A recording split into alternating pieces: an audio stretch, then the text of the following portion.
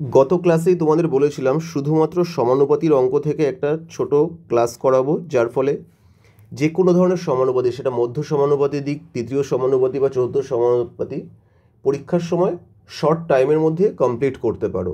যেহেতু এই যে টপিকটা আজকে দেখতে পাচ্ছ, এই টপিক থেকে প্রত্যেকটা পরীক্ষাতে একটা বা দুটো অঙ্ক দিয়েই থাকে। তাহলে এই দেখো, প্রথমে যে অঙ্কগুলো রয়েছে, প্রথমে রয়েছে চতুর্থ সমানুপাতির কিছু অঙ্ক রেখেছি। চতুর্থ সমানুপাতি চাইলে আমরা কি করব? চতুর্থ সমানুপাতি আমাদের কাছে যখন চাইবে, দেখবে তিনটে ডিজিট দিয়ে দেবে। তিনটে ডিজিটের মধ্যে এটা হলো ফার্স্ট সমানুপাতি, এটা সেকেন্ড, আর এটা হলো থার্ড। তিনটে সমানুপাতি দিয়ে দিচ্ছে পরপর, চতুর্থটা আমাদের কাছে চাইছে। সেক্ষেত্রে আমাদের মাথায় রাখতে হবে জাস্ট একটা জিনিস, দ্বিতীয় অর্থাৎ সেকেন্ড যেটা রয়েছে, সেকেন্ড আর থার্ড, সেকেন্ড আর থার্ডটাকে আমরা গুণ করে দেবো। গুণ করে কি করব? ফার্স্টটাকে দিয়ে ভাগ করে দেবো। সেকেন্ড আর থার্ড গুণ করে ফার্স্টটাকে দিয়ে ভাগ করে দিলেই আমাদের চতুর্থ সমানুপাতি চলে আসবে। চলো একটা দেখে নিই কীভাবে আসে। ধরো প্রথম অঙ্কটা কী রয়েছে? 4, 5, 12 এর চতুর্থ সমানুপাতি। এখানে দ্বিতীয় আর তৃতীয়টা কী আছে? 5 আর 12। তাহলে 5 আর 12 গুণ করে দাও। 5 × 12 গুণ করে দিচ্ছ। কী দিয়ে ভাগ করবো? প্রথমটা দিয়ে। প্রথমে কত আছে? 4। 4 দিয়ে ভাগ করে দাও। 4 দিয়ে ভাগ করলে কত? দেখো, 4 দিয়ে 12 কাটা যাচ্ছে, 3 4 12। তাহলে অ্যান্সার কত চলে আসে? 3 5 15, অর্থাৎ 15 হলো প্রথম অঙ্কের আমাদের চতুর্থ সমানুপাতি। এবার অনেকে বলতে পারে, যদি আমাদের এই প্রসেস মনে না থাকে যে সেকেন্ড আর থার্ড গুণ করে ফার্স্ট ডিজিট দিয়ে ভাগ করতে হবে, তখন আমরা কি করব? তার জন্য উপায় আছে, ডিরেক্ট পাতিয়ে নাও। পাতিয়ে নিয়ে একটু লেন্দি হবে, 4:5 কী রয়েছে? 12:x বসিয়ে দাও এখানে চতুর্থ। এখানে তো কোনো বসানোর জায়গায় উল্টো পাল্টা হওয়ার প্রশ্ন নেই। তাহলে এটাকে করলে কি হচ্ছে? 4/5 = 12/x, মানে এদিকে কেটে যাচ্ছে, 4 আর 12 3 দিয়ে কেটে যাচ্ছে। তাহলে এক্সের মান কত চলে আসে? x = 3 5 15 চলে আসছে। এইভাবেও আমরা অঙ্ক করতেই পারি, কিন্তু এটা মাথায় রাখলে শর্ট টাইমের মধ্যে করতে গেলে কি করবে? সেকেন্ড আর থার্ড গুণ করে দিয়ে প্রথম সংখ্যা দিয়ে ভাগ করে দেবে। ঠিক যেমন সেকেন্ড অঙ্কে কী দেওয়া আছে দেখো, সেকেন্ড অঙ্কে রয়েছে 6, 24 আর 11। তাহলে সেকেন্ড আর থার্ড গুণ করলে কি হচ্ছে? 24 গুণ 11 করে দিচ্ছি আমরা। আর কি? প্রথম সংখ্যা দিয়ে ভাগ করে দাও। প্রথম কত আছে? 6, সেটা দিয়ে ভাগ করে দাও। ভাগ করলে কত হচ্ছে? 6 দিয়ে ভাগ করলে 4 6 24, মানে 4 11 44 আমাদের অ্যান্সার হয়ে গেল। এই 44টা হলো চতুর্থ সমানুপাতি। ক্লিয়ার হয়েছে? থার্ড যে অঙ্কটা রয়েছে ওটার অ্যান্সার তোমরা নিজেরা করে কমেন্ট বক্সে জানাবে। এই হলো চতুর্থ সমানুপাতি, আর কিচ্ছু নেই। চতুর্থ সমানুপাতি অ্যাকচুয়াল সব থেকে সোজা। যদি এরকমভাবে বসিয়েও করতে যাও, কোনো রকম অসুবিধা হওয়ার কথা না। নেক্সট আসছে মধ্য সমানুপাতি। মধ্য সমানুপাতির ক্ষেত্রে আমরা কি করব? মধ্য সমানুপাতি কিন্তু পাতিতে 3টে ডিজিট দেবে না, তোমাদেরকে দেখবে যে কোনো 2টো ডিজিট দেবে। ধরো প্রথম অঙ্কে রয়েছে কি 16 এবং 25-এর মধ্য সমানুপাতি কত? অ্যাকচুয়াল এই যে প্রথমটা দিয়েছে, এইটা হলো প্রথম সমানুপাতি, এটা হলো ফার্স্ট। আর এই যে 25টা রয়েছে, এটা হলো থার্ড। এই দুটো দিয়ে তোমাদেরকে বলা হয় প্রথম সমানুপাতি বের করো, মধ্য সমানুপাতি বের করো। সেক্ষেত্রে আমরা কি করব? প্রথম যেটা রয়েছে ফার্স্ট সমানুপাতি, ফার্স্ট ইন্টু থার্ড করে দেবো, ইন্টু থার্ড। প্রথম আর তৃতীয় সমানুপাতি গুণ করে দেবো, গুণ করে সেটাকে জাস্ট রুট করে দেবো, আর কিচ্ছু করব না। গুণ করে রুট করব। দেখো প্রথমটা করলে কত হচ্ছে? প্রথমটা করলে হচ্ছে √16 × 25, √16 × 25 করলে চলে আসছে। এটার অ্যান্সার কত হচ্ছে? দেখো, 16কে রুট করলে চলে আসছে 4, আর 25কে রুট করলে চলে আসছে 5, মানে 4 5 20 আমাদের অ্যান্সার হয়ে গেল। অর্থাৎ এর মধ্য সমানুপাতি কত? মধ্য সমানুপাতি আমরা অ্যান্সার পেয়ে গেছি 20। যদি ধরো এই 9 আর 16 এই দুটো রুট যাচ্ছে সহজভাবে, ওটা আমি করলাম না, ধরো এফ দাগ করছি, 48 এবং 12 এর মধ্য সমানুপাতি কত? সেক্ষেত্রে কি করব?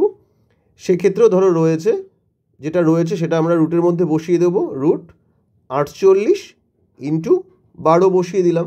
এবার কি বলতে, অনেকে ভাবতে পারো যে এবার তো রুট যাচ্ছে না, 48 এবং 12 কোনোটাই যাচ্ছে না, সেক্ষেত্রে কি গুণ করে আবার রুট করতে হবে? কোনো প্রয়োজন নেই গুণ করে রুট কর, জাস্ট রুটের মধ্যে ভাঙিয়ে নাও সংখ্যাগুলোকে।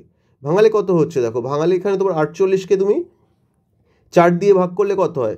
4 12 48, তাহলে 4 × 12 লিখতে পারতে। 12-র জায়গায় 12কে আমরা কি আবার 12-র জায়গায় লিখতে পারি কি 4 × 3।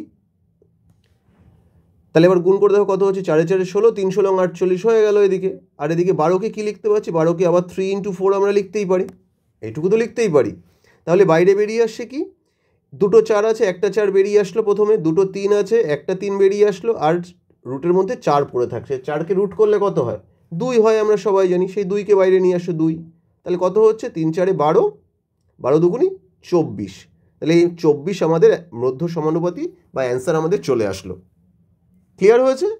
এইবার বলতে পারো যদি মাথায় না থাকে, এক্ষেত্রেও যদি তো সব জায়গায় থাকতে পারে, আমাদের সেকেন্ড অপশান আমাদের কাছে রাখতেই হবে। সেক্ষেত্রে মধ্য সমানুপাতির ক্ষেত্রে আমরা কি করব, মধ্য সমানুপাতির ক্ষেত্রে নিয়ম হলো প্রথম যেটা রয়েছে, প্রথম কত রয়েছে, প্রথম সমানুপাতি 16 রয়েছে, 16:x করে দেবে, 16:x, আর ওদিকেও লাগাবে 16:25। মানে যে তোমাদের তৃতীয় সমানুপাতি বলা হয়েছে সেটাকে কিন্তু তোমাদের এক্ষেত্রে চতুর্থের জায়গায় নিয়ে যেতে হবে, তৃতীয় সমানুপাতিকে চতুর্থের জায়গায় নিয়ে যেতে হবে, না হলে কিন্তু তোমাদের অ্যান্সার আসবে না। ওকে, তাহলে এভাবে করে দেখো কি হচ্ছে, 16/x = x/25 এটা আসছে। তাহলে এবার এখানে কি চলে আসছে, x² = 16 × 25 চলে আসছে।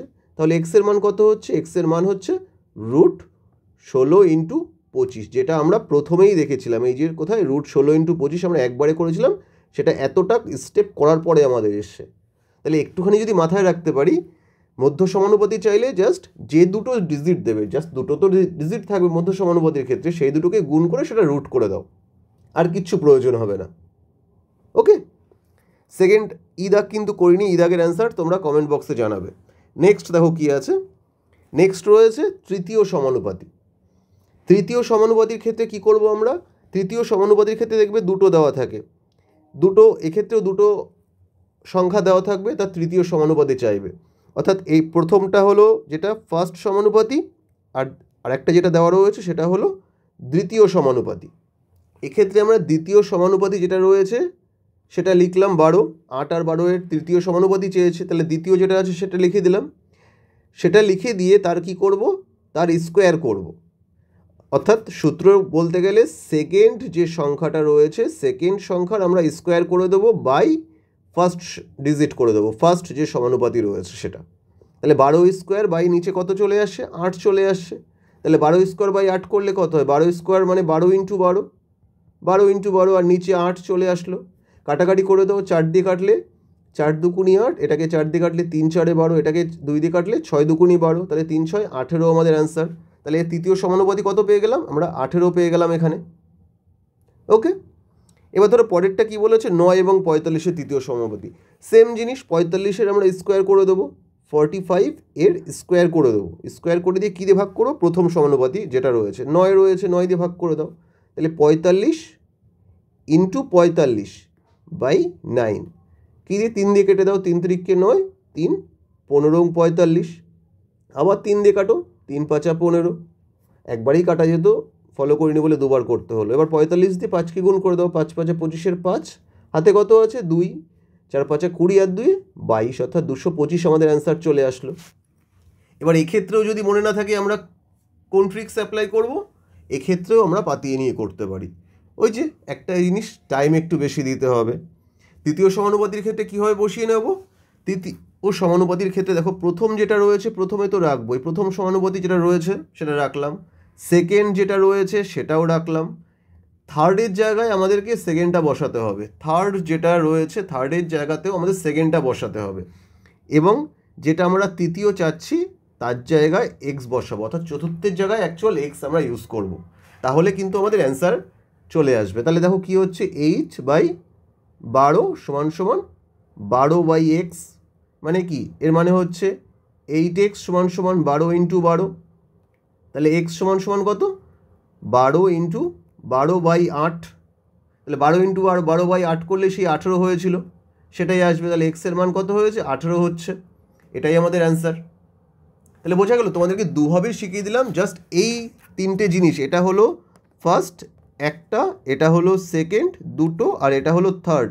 এই তিনটে জিনিস মাথায় রাখলে কিন্তু পরীক্ষার সময় যে কোনো পরীক্ষাতে এই ধরনের অঙ্ক আসেই, এবং অন্ততপক্ষে 1 থেকে 2 মার্কস তুমি কনফার্ম করে আসতে পারবে। ফার্স্ট যেটা শিখলে চতুর্থ সমানুপাতি, এটা কিন্তু যে কোনো কেউ পাতানোর সময় যথেষ্ট সুবিধা হয়। কিন্তু এই যখন মধ্য সমানুপাতি এবং তৃতীয় সমানুপাতি দেয়, তখন সাধারণভাবে করতে গেলেও কিন্তু পাতানোর সময় কিভাবে পাতাবো, অর্থাৎ এক্সটা আমি যদি ধরে করতে যাই কোন জায়গাতে ধরবো সেটা কিন্তু ধরতে খুব প্রবলেম হয়। জাস্ট মধ্য সমানুপাতি ক্ষেত্রে মাথায় রাখো না, ফার্স্ট আর থার্ড দুটো তো রয়েছে, দুটোকে জাস্ট গুণ করে রুট করে দাও। আর তৃতীয় সমানুপাতি হলে কি করবে, তৃতীয়কে যেটা সেকেন্ড রয়েছে সেকেন্ড সমানুপাতি স্কোয়ার করে সেটাকে ফার্স্ট সমানুপাতি দিয়ে ভাগ করে দাও। আর কিচ্ছু করার নেই অঙ্কের মধ্যে। ওকে, চলো টাটা।